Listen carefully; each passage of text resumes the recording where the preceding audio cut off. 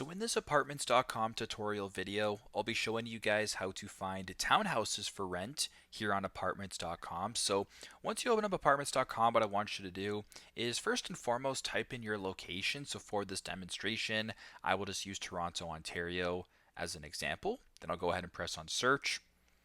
Once you're on the search page here, in order to filter to townhouses, go to the top here to where it says all filters, press on that.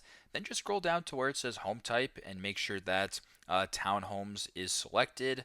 Once that is done, go ahead and press on see results. Now what you can actually see right now is a bunch of different townhouses that are being listed. So you can kind of go through on the right hand side of your screen, view the different locations, see the different options, and hopefully find a townhouse that you're looking for. So very simple, very straightforward.